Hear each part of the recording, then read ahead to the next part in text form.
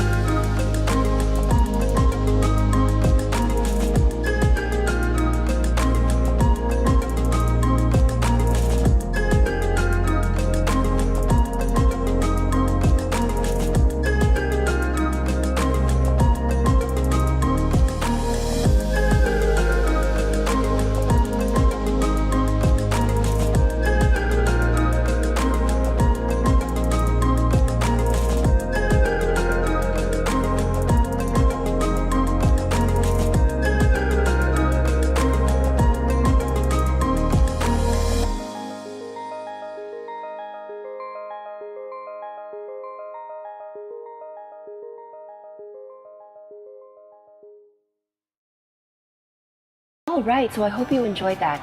So now let's go through some of the merch that I spent my money on.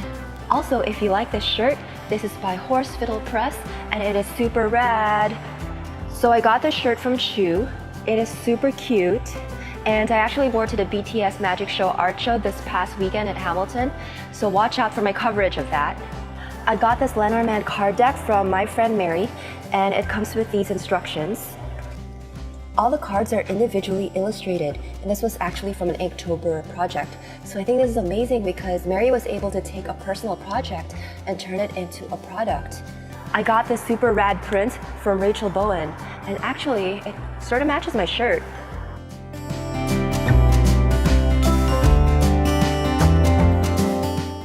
I also got this poster from my table partner, Mimi. I got this comic collection from my friend Emmanuelle Chateauneuf. Look at her line work.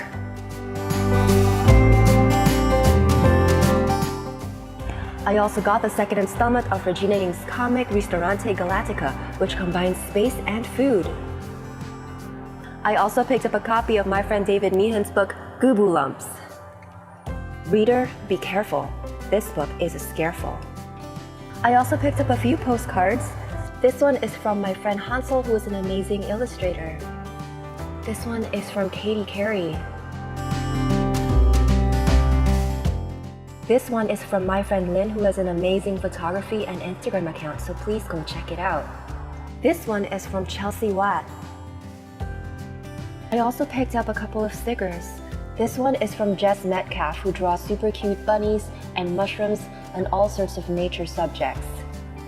So this one is actually from Christine, who is a fellow Filipina, and she had this K-pop playlist in sticker format, so I chose Do Do Do Do because it has a really cool music video, so please go check it out. I also got a couple of pins. This is a handmade ceramic flower pin from Erin McPhee. This is from Sebi Confetti, or Sarah. And I also got this poetry zine from writer Sonali Menezes. And this was actually shortlisted for the Broken Pencil Zine Awards. So very quickly now, I'm just going to show you some of the things that I, as Pindot Press, printed for Canzine. So first off is this very cute mini zine by Jen Lighting Ip called Confusing Signals. It was actually printed on just one sheet of letter-sized paper, double-sided. And this scene is about liking someone but not knowing if they like you back and just getting confusing signals about it. This one is an illustrated collab zine done by OK OK Fine Collective. So this scene is in 2-color and the title is Hello Lost Girl.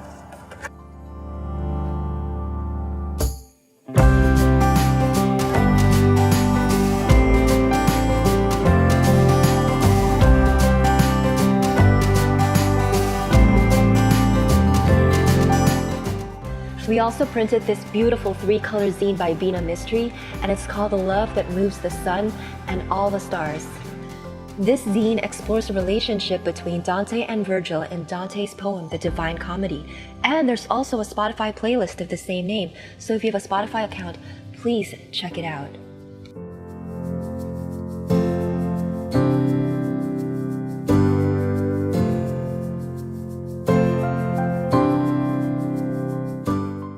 And in time for Halloween, we also did Volume 3 of Maria Nguyen's horror zine. This is so creepy. Alright, so now I'm gonna go into a little bit of a story time about my experience tabling at Canzine. So I was actually very tired the day of the event. I only got 2.5 hours of sleep the night before because I was still very busy printing and editing the Filipino pronunciation guide video that was going to accompany my zine. But despite feeling dead, I still had an amazing time because there's always a great energy about these events. And I also really enjoy catching up with my friends and seeing what they're up to. So one of the things that I really appreciated was that I had people of all ages be interested in my zine. So I had adults of various ages, as well as kids, buy a copy of my zine. Also, the Toronto Reference Library bought a copy of my zine. So thank you so much, TPL, for your support. Another thing that I really appreciate was meeting other Filipinos at the event who saw my zine and immediately recognized the names and the plants that were featured in my zine. And actually, the interactions that touched me the most were meeting other Canadians with a Filipino ancestry who were born and grew up in Canada. They thanked me for sharing these stories and experiences and information with them. As someone with a mixed Filipino, Chinese, and Taiwanese heritage, I understand how important it is to want to learn something of where you came from and to have that connection with your parents, your grandparents, and other people with a similar background. So now I'm going to share two things that I learned from Canzine. The first is, as my friend Paprika mentioned, is just do it. So this was actually my first year tabling as myself at Canzine. In the past, I've always done it with a group. So this time last year, I actually made an announcement on Twitter that I was going to table at Canzine, and so I wasn't going to go back on that. And so I had stayed up until 4 in the morning of my printing deadline, editing my zine, and I got it done. I think that even though you may not feel ready or you may only have a limited amount of merch, that it's still a good idea to do it because you never know who you're gonna meet, and also you never know who's gonna be interested in your project. Canzine is actually a very accessible event, and I thought that it was enough for me to even just have one zine at my table. The second is that you should make something you care about, but you should also be able to talk about it with others. So if you're like me and you don't have a huge following, you should at least be able to tell other people why they should care about your zine.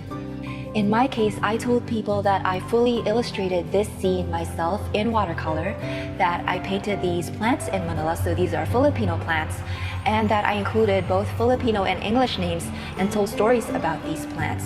So I think that this appealed to people who loved plants, or who loved watercolor illustrations, or who wanted to learn more about another culture in an approachable and personal way.